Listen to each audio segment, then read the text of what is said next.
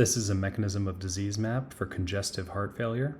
I'll be talking about both left-sided heart failure and right-sided heart failure, and that includes systolic left ventricular failure and diastolic left ventricular failure. I'll be going into the etiologies, the pathophysiology, and the manifestations of these conditions. As in all of these maps, each of these bubbles is color-coded according to this legend up here, and I'll be talking through all of these bubbles one by one. So let's get started. Let's start with the pathophysiology of left-sided heart failure. As I mentioned, this can be broken down into systolic ventricular dysfunction and diastolic ventricular dysfunction. When you have decreased contractility, that results in systolic failure, which results in a decreased left ventricular ejection fraction, and cardiac output is reduced as a result of that. When you have decreased ventricular compliance, this results in diastolic ventricular dysfunction. The heart muscle is no longer able to relax, so the left ventricle is no longer able to fill up with blood. This results in increased diastolic pressures and decreased ventricular filling, and the cardiac output decreases as a result of this. Right heart failure is a little bit different. You can either have increased right ventricular afterload or increased right ventricular preload. In the case of increased right ventricular afterload, it's usually caused by increased pulmonary arterial pressures. So the right ventricle is struggling to pump blood forward because there are increased pressures after the right heart, and the right-sided cardiac output decreases as a result. In the case of increased right ventricular preload, it's usually due to too much volume in the right ventricle, and the right ventricle's output is decreased because there's too much volume flooding the ventricle, and it's not able to compensate for that high level of volume. There are three main etiologies in congestive heart failure, and there are a bunch of other less significant etiologies. All of them can cause really bad disease, but these are the most common here: systemic hypertension, diabetes, and coronary artery disease, which results in myocardial infarctions or heart attacks. Systemic hypertension causes a chronic increase in afterload, so the pressures after the left heart are chronically increased. This is referring to systemic hypertension, so not pulmonary hypertension just yet. When you have high afterload, you'll have left ventricular hypertrophy. Essentially, the heart muscle is becoming large and beefy to compensate for the extra pressures that it has to push against. And the left ventricular becomes large, and so large that its elasticity goes down. When it has less elasticity, when it's too big, when it's a large muscle that's pumping against high pressures, it's going to have decreased contractility and decreased ventricular compliance, and those will lead to decreased cardiac output and left-sided heart failure. Diabetes has a slightly different pathophysiology. Diabetes is a state of altered metabolism. That, in addition to the increased microangiopathy, the autonomic neuropathy, results in cardiomyocyte hypertrophy. This is called diabetic cardiomyopathy, and it too can result in decreased cardiac contractility and decreased ventricular compliance, resulting in left-sided heart failure.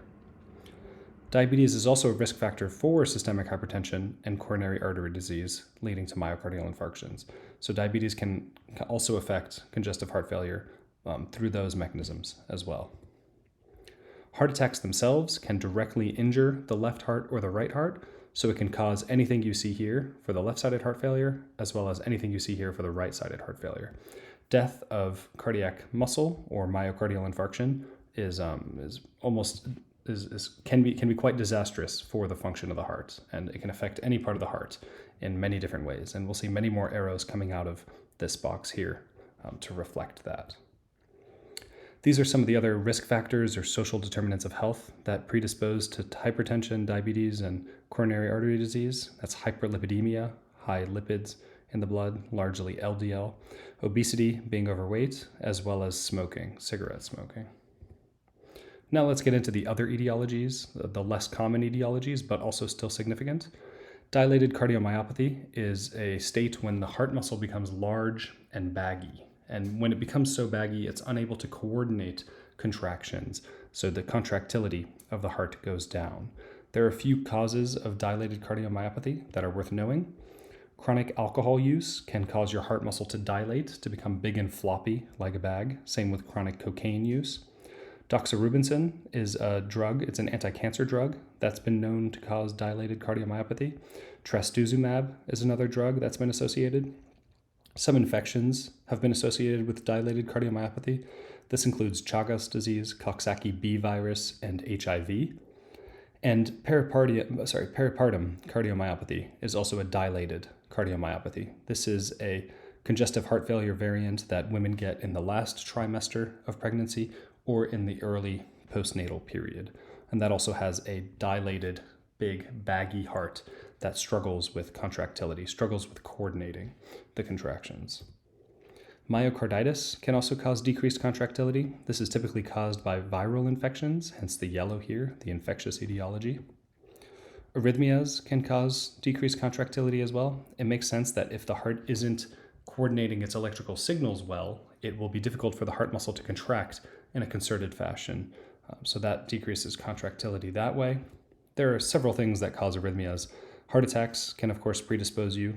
If you have a piece of the heart that dies, you might not be able to conduct electrical current across that dead tissue following a heart attack. Decompensated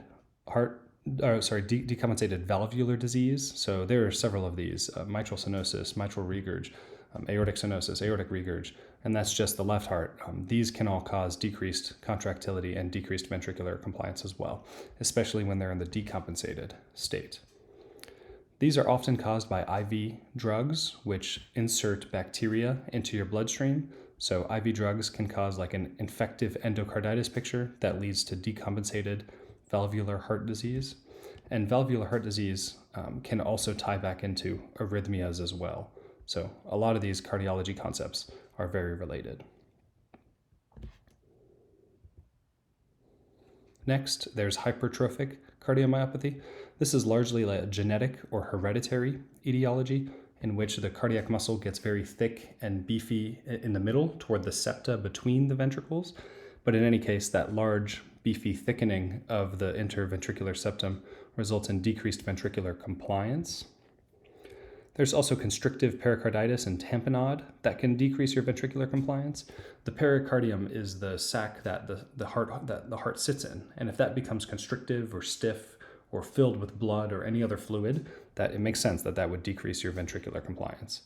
There are a number of things that can cause constrictive pericarditis or tamponade, and a heart attack is again one of those. You can have a hole in the ventricular wall after a heart attack, for instance, and then have blood fill the pericardium, and that would be a type of tamponade. You can also have trauma that causes a tamponade, or infectious etiologies that cause pericarditis that result in tamponade when they're very bad. Lastly, neoplasms, cancer, can fill the pericardium with fluid, and that can also cause tamponade.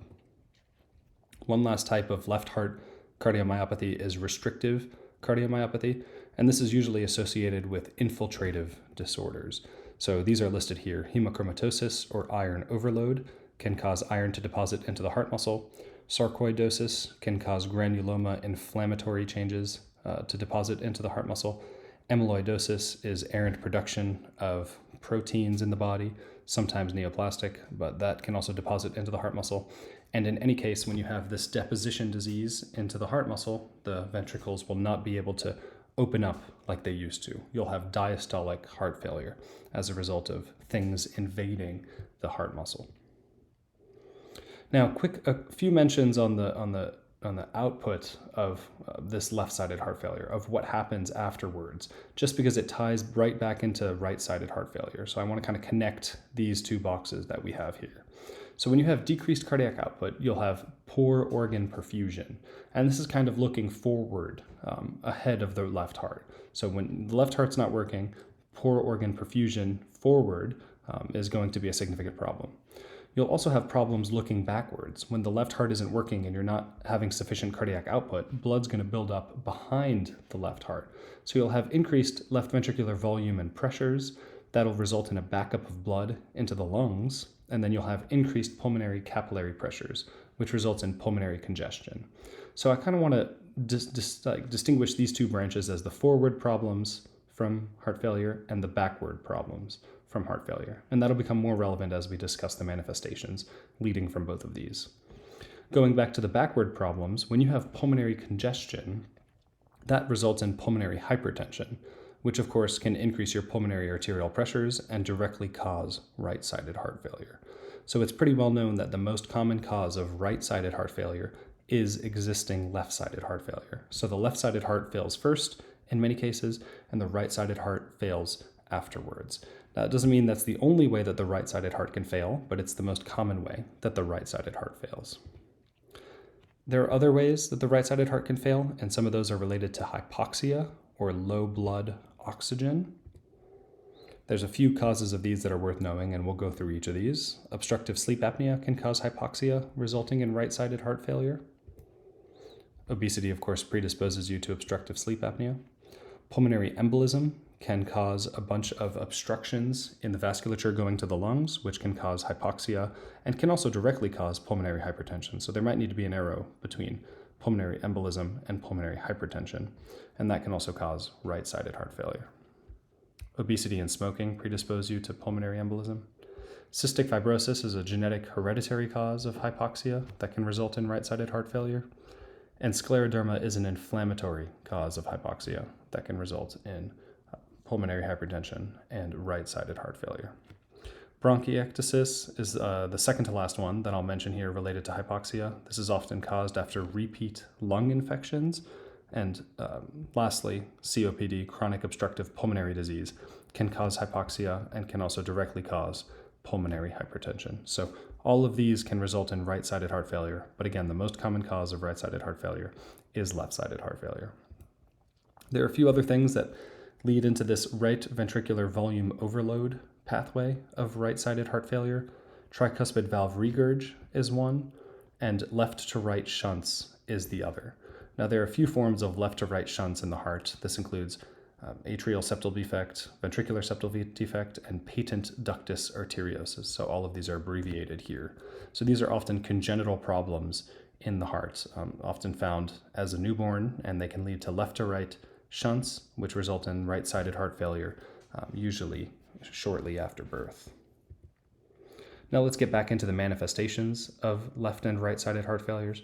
I made a point to emphasize that poor organ perfusion is a forward failure of the left heart, and we'll kind of talk about the manifestations of that first. When you have poor perfusion ahead of the heart, you'll have cool, pale lower extremities. The patient might present with cachexia or muscle wasting. You can have stroke if you're not getting enough blood to the brain. You can also have cardiogenic shock, which generally describes low blood pressure and organ failure as a result of poor organ perfusion because the cardiac output is so low. In addition, poor organ perfusion, of course, can cause hypotension, and you can have a cardiorenal syndrome where your kidneys aren't getting enough blood, and that results in renal dysfunction. There's actually a bit of a vicious cycle that results from these manifestations.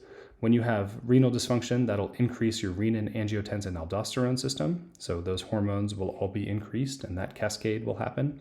Hypotension might also trigger that, and hypotension also triggers an increase in your sympathetic nervous system. Now, the renin, angiotensin, aldosterone system will cause fluid retention, and fluid retention, we'll see, can lead back to systemic hypertension and kind of start this entire pathway again. In addition, the renin, angiotensin, aldosterone systems and the sympathetic nervous system can both transiently increase your blood pressure directly. So both of these are the mechanisms by which your forward failure of the heart can kind of feed back into systemic hypertension and cause this entire cycle to kind of repeat itself. So it really is kind of a vicious cycle that patients can get into when they have activated renin, angiotensin, aldosterone, and high sympathetic nervous system as a result of left-sided heart failure. And this, again, this renal dysfunction leading to high renin, angiotensin, aldosterone is called cardiorenal syndrome. One last note, increase in the sympathetic nervous system can also predispose you to arrhythmias. So arrhythmias are sometimes caused by really, really high heart rates. Sometimes patients flip in and out of AFib, for instance, and that could be a cause of left-sided heart failure, as we discussed. There are many other outputs and manifestations of left-sided heart failure, and we'll get to those now. You can have different heart sounds, an S3 heart sound or an S4 heart sound. S3 heart sound is kind of a noise that you hear right after S2, and it typically results from kind of blood jostling around in the dilated left ventricle. So usually it's in patients that have like a dilated cardiomyopathy picture where your heart is big and baggy, and it'll make that sound right after S2. So essentially S2 is the slamming shut of the valves, and as blood begins to rush into your left ventricle, the blood is kind of turbulent and is mixing around in there. S4 is a little different. S4 might be more related to hypertrophic cardiomyopathy or these restricted cardiomyopathies where you have decreased ventricular compliance and blood is running into a stiff ventricular wall. So that's S4 heart sound, and that usually happens right before S1, right before the lub-dub in lub-dub. Now we're going to talk about some of the manifestations of the backward failure. So it's kind of the symptoms that result from fluid backing up behind the left heart. So this pulmonary congestion that we mentioned, the high pulmonary capillary pressures, those can directly cause dyspnea or shortness of breath, and orthopnea, which is difficulty breathing depending on your positioning. When you're lying down, it might be more difficult to breathe. That's because fluid is accumulating in your lungs, and when you're lying down, gravity is no longer keeping that fluid down. So that fluid ends up flooding your lungs, and you end up short of breath when you're lying down. You can also have so much fluid in your lungs, so much pulmonary congestion that you have airway compression and bronchospasms. This can result in wheezing and coughing. This is sometimes called cardiac asthma, since these are the symptoms of asthma, but it actually has a cardiac etiology instead of an inflammatory etiology, as in asthma. On some of your imaging and some of your labs, you might have signs of pleural effusion and pulmonary edema from the pulmonary congestion as well. And lastly, the supine position when a patient lays down might cause paroxysmal nocturnal dyspnea. So this is shortness of breath that kind of happens very suddenly. That's what paroxysmal means, and happens at night, usually in the supine position because of that pulmonary congestion. So that's paroxysmal nocturnal dyspnea. Another result of the supine positioning is that a lot of your fluid throughout the body ends up being returned to the heart when you're in your supine positioning. So this results in a transient increase in your cardiac output. So in left-sided heart failure, you have low cardiac output, but when you're laying down, that cardiac output gets a little bit better. The supine positioning improves your cardiac output. This results in much more fluid getting through your kidneys and much more fluid being filtered into your urine.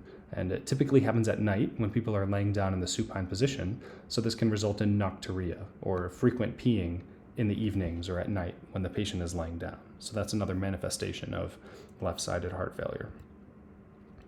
This fluid buildup in the lungs can be heard on exam. When you have this fluid buildup, they might have bilateral basilar rales. And that's it for the backward failure of the left-sided heart failure.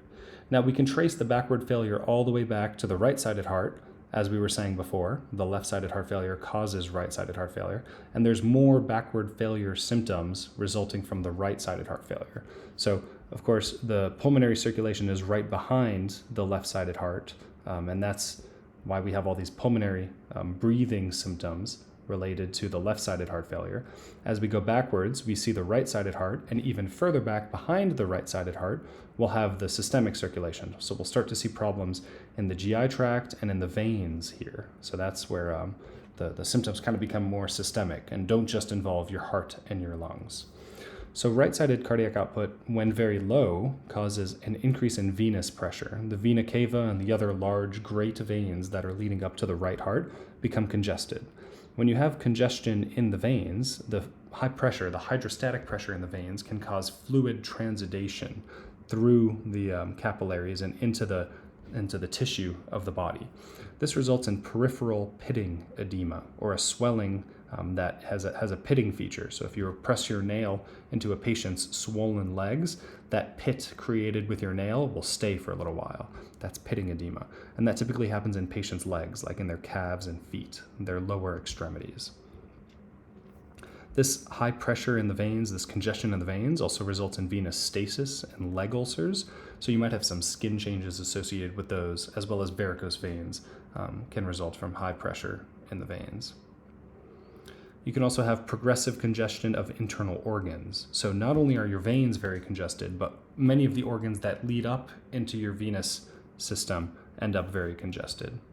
For instance, you can have this hepatic sign, hepatojugular reflex, where you have so much fluid in your liver because of that congestion of that internal organ that you're able to see your jugular venous distension move as you press on the liver. So first of all, jugular venous distension is when you have that very high pressure of fluid in your jugular veins in the patient's neck. And hepatojugular reflex is when you are able to press on their liver right under their right ribs and see that jugular venous distension change as you press on the liver. That's the hepatojugular reflex, and it's a result of this high venous pressure mixed with this congestion in the liver.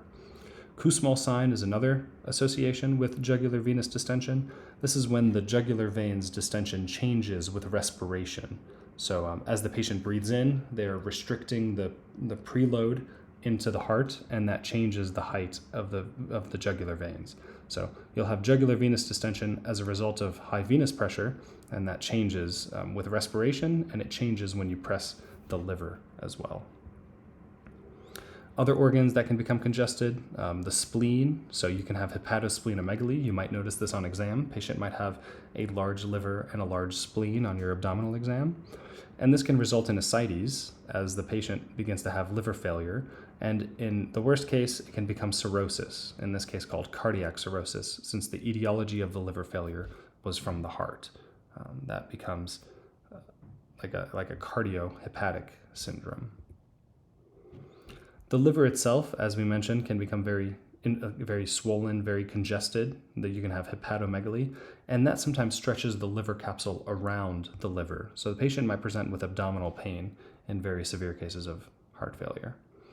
And if the liver is failing, you might not be able to process your bilirubin. You can result in jaundice, and the intestines themselves can have a lot of congestion as well. So that can result in nausea and low appetite, as the entire GI tract can kind of swell up in the case of really bad heart failure. So this was an overview. It ended up being a bit long, but it was pretty exhaustive on the etiologies and the pathophysiology and the manifestations of all the different types of heart failure. I hope this was helpful, and thank you for listening.